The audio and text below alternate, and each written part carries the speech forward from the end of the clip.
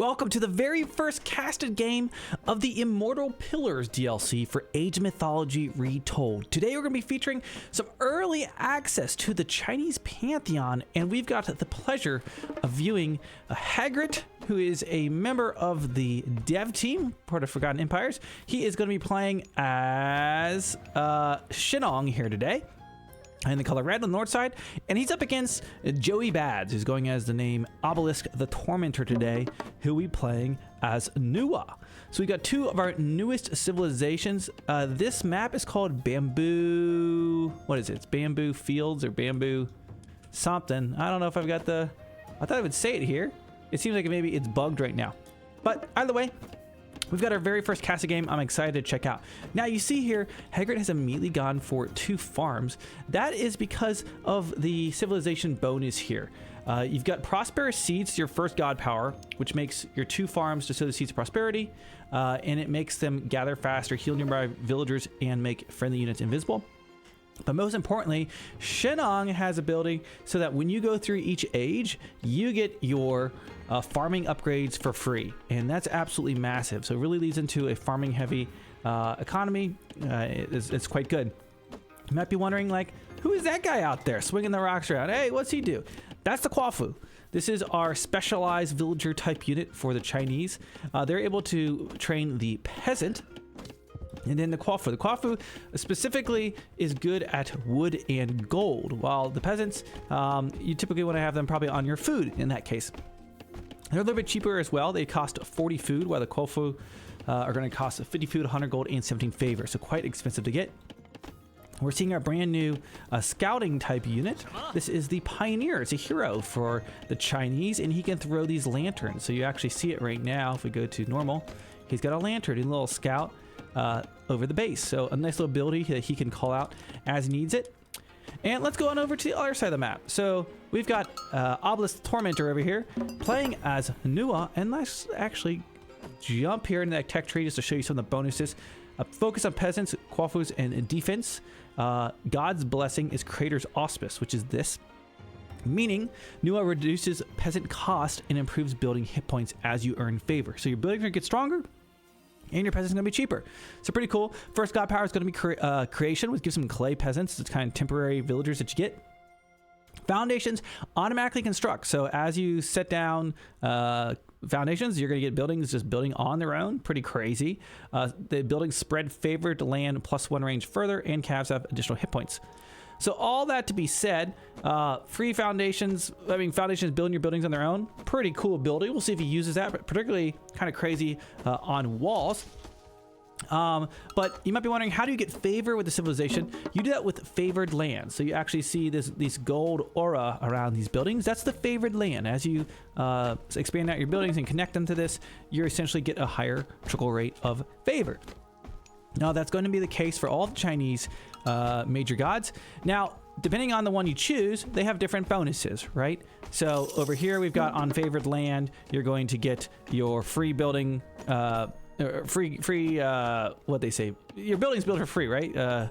While over here, you're going to get myth unit healing while they're on their own land. So that's pretty cool. We'll go over here, check that out. There you go. So there you have it. Yeah, that's what you get on your favorite land right there. Myth units heal hit points. Also, by the way, just call it for Shennong, you get summons myth units from the next age of your temple for free as you earn favor. So you've got this kind of ticker that grows up. You can't see it in the caster UI from what I can see. So hopefully we'll get that in the future. Now, by the way, if you want to check out a little bit deeper into either of these 2 civilizations, I've been putting up, I have a full tech tree overview for the entire Chinese Pantheon on my channel. I also have some gameplay of Shennong, as well as each of these major gods. So go check those out in addition to these casts. But enjoying the first cast ever of the Chinese DLC coming out March 4th, just around the corner. Now, you see him moving forward. He actually has a heroized Quafu, which is a special thing here for Nuwa. Quafus are better at building. So you see him moving forward. I believe this is because he's going for a forward base. He's going to be better at building. They also have some offensive capability. So perhaps Joey Bad's going for... He's known for some cheesy, crazy rushes. I love it. Maybe he's going to go start attacking the enemy temple with these. I'm not sure how much damage they do. Okay, he summoned in these clay peasants. Oh wait, they're invisible? Oh, he used the invisibility with that. That's absolutely massive. Wait, so can you not see these as they build? What? This is crazy. He used invisible villagers to build a military camp in his opponent's base? And he started to siege down towers with these clay peasants, with his Quafu, with his myth unit. Joey Bad's already whipping out a cheese rush. I absolutely love it. Look at this. I can't believe that worked. Oh my gosh. Okay, we see Hagrid hitting the next stage right now. In comes his Gongji. And yeah, we're gonna have the stone wall coming up, but doesn't matter when you got a base inside of your base. Now this is a very strong ability, by the way, being used, the earthen wall. So it builds this, you select a building you want to build it around, and it builds it for free all the way around. And each little segment is actually technically a gate. So I'm not sure how much Joey Bad is gonna get out of this, but a huge raid. Certainly got the entire economy right now of Hagrid kind of idled. I mean, at the cost of like the 2 Quafus and his clay villagers or clay peasants, wherever they are. But I don't know. He's got the whole eco idled. His economy over here still just kind of grinding forward. Maybe he'll go for a fast heroic behind this. I'm not sure what, but he's making another machine workshop here on the backline outside of there. So certainly some fun gameplay. I'm already loving it. Absolutely wild strategy. Would you expect anything less out of Joey? Okay, so he's over here using this chillin' to shoot out some fire on his opponent. That's his special attack. And now we see the myth units squaring off. See this Quafu is a hero eyes, so probably doesn't want to take that with a myth unit, and he does. And you can see a villager, but very strong. Very strong, was able to kill that. I think he's been training more myth units. Now Hagrid will get some free myth units as he goes here, as he gets more favor. Yeah, this has been nuts. So he's using that, wow, he's this back here. Shellon, what is that? What is that unit? That's the fire archer. Okay. So trying to just idle a gold there of Hagrid. It does look like Hagrid is trying to save maybe for an age up. He's going for the heroic age on top of this, which I think lends itself well with this earthen wall. I mean, this was a crazy rush. That seems absolutely OP that you can use the vanish to build your barracks while not getting shot. That's crazy that you can do that. How long does it last for? Does it say on the tooltip? Short time. So I'm not sure exactly how much it is. I'm sure somebody in the comment section will already. Some nice raids on the food. Definitely putting a dent on Hagrid's eco. Let's see what's going on here. 29 versus 27 Vils. So honestly, Hagrid's been doing fine economically. Well, I say that as he loses some there. But I think we'll see what happens if he's able to get to the next age. He was able to push him off that gold. So although it looked like he was about to push up to the heroic, he's going to need to find another gold mine to do so, or trade with a market. Could perhaps go over this gold, but look at this. Torminator's got an eye on it. He's making sure no funny business happens. Okay, so wait, what's he shooting at? Wait, what? How does Shennong have a farm over here? Wait, did he start to farm it so it converted it? Is that what happened? Maybe, I don't know. But he ended up killing his own farm, perhaps? I don't even know, that's wild.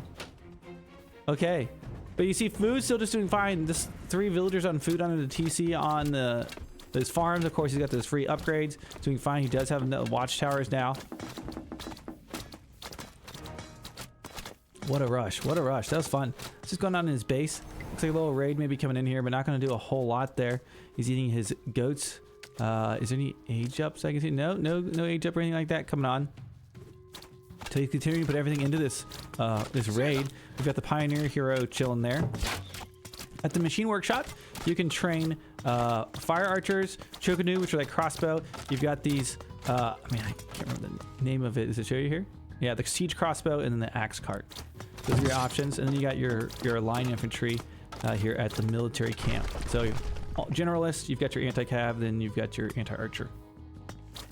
You can also, by the way, add a tower if he wants to. You can just add these towers to these military buildings.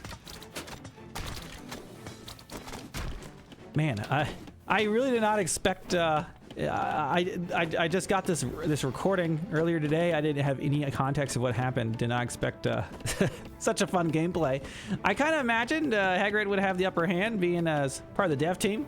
Joey being completely new to this, and Hagrid's also a very, very good player. So I'm sure he's still just calm and collected to get through this. I'm not sure how Joey's going to finish this. It's kind of the question at the moment. He has kept his opponent off of the gold. But look at this. You see those Javelineers. Those are good against archers. And he's been investing in those fire archers. So that's a nice combo he's got there. The Javelineers do counter them. Okay. So able to survive on very little land. 3 farms, some wood, and he finally is able to break out to the gold over here on the east side. Building some machine workshops and military camps over there. So he's going to have some more barracks. Okay, looks like maybe Joey's backing up. Now, Obelisk the Tormentor has been able to take advantage of the boars in the middle of the map.